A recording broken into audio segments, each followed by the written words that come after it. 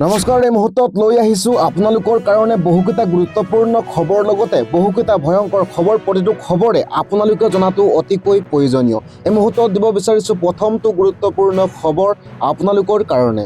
ৰাজ্যত শীঘ্ৰে আহি আছে কঠোৰ আইন। গুটখা খাই ৰাজপথত পিকালি ৫,০০০ টকা জৰিমনা ভৰিব আপুনি। মুকলি স্থানত প্ৰস্ৰাৱ কৰিলেও ১০০ৰ পৰা ৫০০ টকা জৰিমনা ভৰিব আপুনি। চলিত মাহতে আনুষ্ঠানিকভাৱে জাননী জাৰি কৰিব প্ৰশাসনে। প্ৰথম পৰ্যায়ত গুৱাহাটীত এই নতুন নিৰ্দেশনা আৰম্ভ হোৱাৰ সম্ভাৱনা আছে। অনাগত সময়ত প্ৰতিখন জিলাত প্ৰযোজ্য হ'ব এই আইন। জিলা প্ৰশাসনক কৰ্তৃত্ব দিয়াৰ সম্ভাৱনা ৰাজ্য চৰকাৰৰ। নিকা স্বচ্ছ ৰাজ্যৰ গঢ়াৰ ক্ষেত্ৰত ল'ব কঠোৰ সিদ্ধান্ত।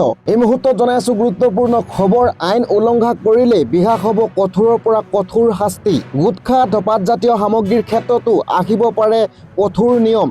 শীঘ্ৰে ৰাজ্যত আহিব পাৰে কঠোৰ আইন। দিব লৈছোঁ অন্য গুৰুত্বপূৰ্ণ খবৰ আপোনালোকৰ কাৰণে। বাতিল হ'ল জাপানৰ প্ৰধানমন্ত্ৰীৰ অসম ভ্ৰমণৰ কাৰ্যসূচী। এই মুহূৰ্তত জনাইছোঁ গুৰুত্বপূৰ্ণ খবৰ।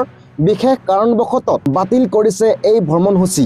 বৈদেশিক পৰিক্ৰমা বিভাগে জনাইছে অসমৰ মুখ্য সচিবক। কিন্তু শীঘ্ৰে অসমলৈ আহিব জাপানৰ বিশেষ প্ৰতিনিধি উদ্যোগপতিৰ দল। সঠিক সময়ত অসমত জাপানৰ সৈতে হ'ব বিনিয়োগ সন্মিলন। বাতিল হ'ল জাপানৰ প্ৰধানমন্ত্ৰীৰ অসম ভ্ৰমণৰ সূচী। এই মন্তব্য কৰে অসমৰ মুখ্যমন্ত্ৰী হিমন্ত বিশ্ব শৰ্মাই। বিশেষ কাৰণত এইবাৰ অসমলৈ জাপানৰ প্ৰধানমন্ত্ৰী নাহিব। তাৰ পৰিৱৰ্তে জাপানৰ প্ৰধানমন্ত্ৰীৰ যিটো ভ্ৰমণ সেইটো নতুন দিল্লীতে আবদ্ধ থাকিব। আনফালে দিব লৈছোঁ অন্য গুৰুত্বপূৰ্ণ খবৰ। এতিয়াৰ পৰা সহজতে নেপাব আধাৰ কাৰ্ড। নতুন নিয়মেৰে কৰিব লাগিব আবেদন।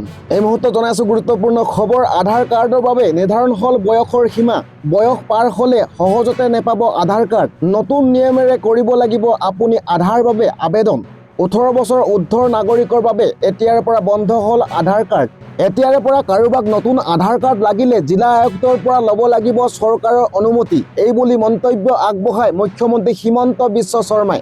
আৰু আনহাতে ২০২৭ চনৰ মাৰ্চ মাহলৈকে SC, ST আৰু চাহ জনগোষ্ঠীৰ বাদ পৰি ৰোৱা লোকসকলে লাভ কৰিব আধাৰ কাৰ্ড। এই ডাঙৰ ঘোষণা কৰে মুখ্যমন্ত্ৰী ডক্টৰ হিমন্ত বিশ্ব শৰ্মাই। গুৰুত্বপূৰ্ণ সিদ্ধান্ত লোৱা হয় যে ৰাজ্যত ১৮ বছৰৰ ওপৰত কোনো নাগৰিককে নতুনকৈ আধাৰ কাৰ্ড দিয়া নহ'ব। দিব লৈছোঁ অন্য গুৰুত্বপূৰ্ণ খবৰ। বিমান যাত্ৰীসকলৰ বাবে আহি গ'ল ভাল খবৰ। এতিয়াৰ পৰা গুৱাহাটীৰ পৰাই পোনপটীয়াকৈ যাব পাৰিব 4খন বহিৰাষ্ট্ৰলৈ। ডুবাই আৰু আবু ধাবিলৈ আৰম্ভ হ'ব পোনপটীয়াকৈ বিমান সেৱা। গোপীনাথ বৰদলৈ আন্তৰ্জাতিক বিমানবন্দৰৰ পৰা 4 আগষ্টত আৰম্ভ হ'ব এই নতুন বিমান সেৱা। UAE, থাইলেণ্ড, ছিংগাপুৰ আৰু ভূটানলৈ যাব পাৰিব পোনপটীয়াকৈ। ভৱিষ্যতে ভিয়েটনামলৈ পোনপটীয়াকৈ বিমান সেৱা পৰিকল্পনা কৰিছে চৰকাৰে। গুৱাহাটী দক্ষিণ পূব এছিয়াৰ ট্ৰেনজিট হাব ৰূপে গঢ়ি তোলাৰ লক্ষ্য চৰকাৰৰ। মুখ্যমন্ত্ৰী ডক্টৰ হিমন্ত বিশ্ব শৰ্মাই কৰিলে ডাঙৰ ঘোষণা। দিব লৈছোঁ অন্য গুৰুত্বপূৰ্ণ খবৰ। 3টাতকৈ অধিক সন্তান থকা মহিলাই নাপাব বিনামূলীয়া চিকিৎসা। বিধানসভাৰ অধ্যক্ষৰ ডাঙৰ ঘোষণা। এই মুহূৰ্তত জনাইছোঁ গুৰুত্বপূৰ্ণ খবৰ। 3টাতকৈ অধিক সন্তান থকা গৰ্ভৱতী মহিলাই লাভ নকৰিব বিনামূলীয়া চিকিৎসা। 6ৰ পৰা 7টা সন্তান জন্ম দিয়া মহিলাক হেৰুৱাব চৰকাৰী হস্পিতালৰ বিনামূলীয়া সুবিধা। 1 জুলাইৰ পৰা কাৰ্যকৰী হ'ব এই নতুন নিয়ম। বৰপেটা মেডিকেল কলেজ হস্পিতালত প্ৰথম পৰ্যায়ত বন্ধ হ'ব এই বিনামূলীয়া সুবিধা। কেৱল বৰপেটাতেই নহয়, সমগ্ৰ অসমতে প্ৰযোজ্য হ'ব লাগে এই কঠোৰ নিয়ম। নতুন নিয়ম প্ৰয়োগৰ বাবে স্বাস্থ্যমন্ত্ৰী অশোক সিংহালৈ অধ্যক্ষৰ বিশেষ আহ্বান। 4ৰ্থ সন্তানক বিনামূলীয়া চিকিৎসা দিলে জনসংখ্যা বৃদ্ধিক উৎসাহিত কৰা হ'ব। এই বুলি মন্তব্য আগবঢ়ায় ৰাজ্যৰ প্ৰতিখন মেডিকেল কলেজতে এই নিয়ম কাৰ্যকৰী কৰাৰ দাবী। পৰিয়াল পৰিকল্পনা লৈ অসম বিধানসভাৰ অধ্যক্ষৰ ডাঙৰ মন্তব্য। আনফালে দিব লৈছোঁ অন্য গুৰুত্বপূৰ্ণ খবৰ। আন্দোলন কৰাৰ বাবে পিছুৱাই আছে অসমীয়া। আন্দোলন নকৰে বাবেই সংখ্যালঘুৱে পাইছে চাকৰি। এটা ভয়ংকৰ মন্তব্য এই মুহূৰ্তত জনাই আছোঁ।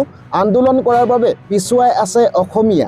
আন্দোলন নকৰে বাবে সংখ্যালঘুৱে পাইছে চাকৰি। অসমত একেবাৰে আন্দোলন নকৰা জাতিটো হৈছে সংখ্যালঘু। আন্দোলন নকৰাৰ বাবে সংখ্যালঘু ল'ৰা ছোৱালীয়ে হৈছে ডাক্তৰ, ইঞ্জিনিয়াৰ। আন্দোলনমুখী মানসিকতাৰ কাৰণে অসমৰ যুৱক যুৱতী শিক্ষা আৰু চাকৰিৰ দিশত পিছুৱাই গৈছে। অসমীয়া আন্দোলন কৰোঁতেই বাকী সকলো অন্য লোকে লৈ গৈছে। বিগত 10 বছৰে অসমীয়া কেৱল আলোচনা চুক্তিহে কৰিলে। এনেকৈ হ'লে অসমীয়া জাতিৰ বৰপিয়া অন্য জাতিয়ে লৈ যাব। অসমৰ আন্দোলন সংস্কৃতিক লৈ মুখ্যমন্ত্ৰীয়ে কৰিলে এনে এক ডাঙৰ মন্তব্য।